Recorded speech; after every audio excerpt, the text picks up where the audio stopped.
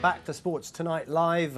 Leroy and Perry are getting a little bit animated about our England performance last night.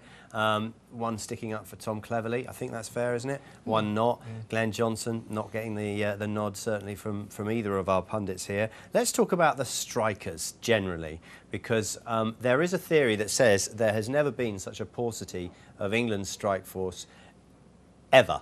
Here's a list of the England strikers which will probably be on the radar, maybe not Peter Crouch, of the current manager. Now, if you cast your eye down that list, Leroy, does that look like a strong selection panel to pick from for the manager? It doesn't, not at face value, but then I just think that there are strikers there who could have been given the opportunity. You look at the makeup of Roy's squad.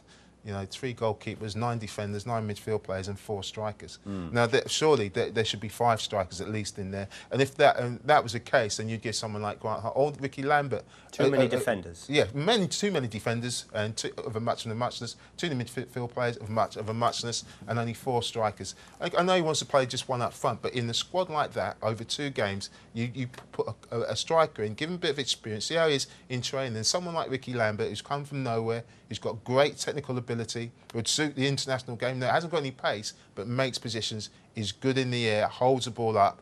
I think should be given an opportunity, but I don't see him ever being given that opportunity because he plays for Southampton and he's not in vogue, and that is not right. He's been around for a long time and he's quite old now. It doesn't matter who plays up front for England. You could have David Villa, you could have Fernando Torres, you could have Pele.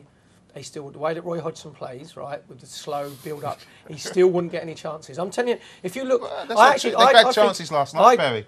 Tom Cleverley, not a striker. He scored 5 against Moldova. Against Moldova, who probably like a Division 2 side, who they just... You said they don't make chances. Against the lesser teams, right, which was proved, Ukraine are an average European side. Not a brilliant side. They hadn't scored for 3 games before they played us. When they played us... But you can't say they didn't look good last night. Who didn't look good? Ukraine. Yes, because they're playing against England.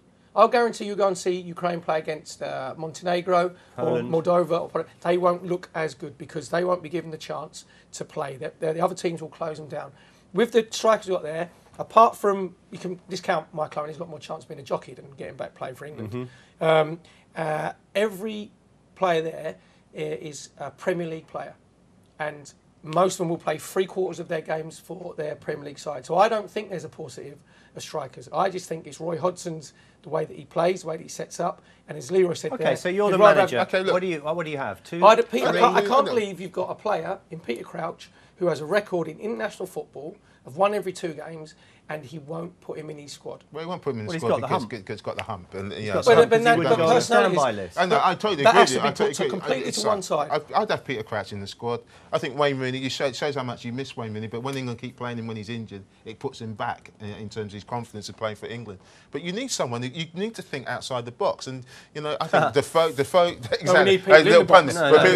I think Defoe does well for England. I think he scored a perfectly good goal last night. And I just think that when you're looking at international level, don't look at the clubs they play for. Look at what they can bring. I know what you're saying about, you know, how he plays. So you're saying let Danny Graham give him an opportunity. Give Ricky Lambert an opportunity. And in a squad like this, you're not giving anybody, and that's where we're struggling. Up front, yeah, midfield. When everybody's fit, we have got options there. But up front, no real options. And in the end, he plays cleverly. Doesn't even play. If you're playing one up front, Grant Holt's, Ricky Lambert, and Danny Graham's, they're the old-fashioned centre forward who plays up front, who holds the ball up and plays other people. Well, yeah. But football again has moved on where if you play all the other teams who play one up front, their movement's brilliant. It's all about their movement. If you're going to play Danny Graham, Ricky Lambert's movement is brilliant. No, it's not in. If you're going to play Danny Graham, maybe you play one of your Swansea players. If someone's going to play, Danny Graham should be in front of Ricky Lambert because Danny Graham scored goals in the Premier League last year. That's not nothing to do with it. That's nothing to do with it. Ricky Lambert's movement is fantastic. I've seen him play regularly, and his movement is in the Championship. No, he scored 2 goals in the 2 games he's come on. You've got to think outside. Just don't judge him by the level that he's playing at. Judge him at how he would be if he went to Championship. If you've got an opinion, if you agree or disagree with the boys, you know what to do. You can tweet us at Sports Tonight TV. At Sports Tonight TV. Tell your friends because it's a decent debate. Right.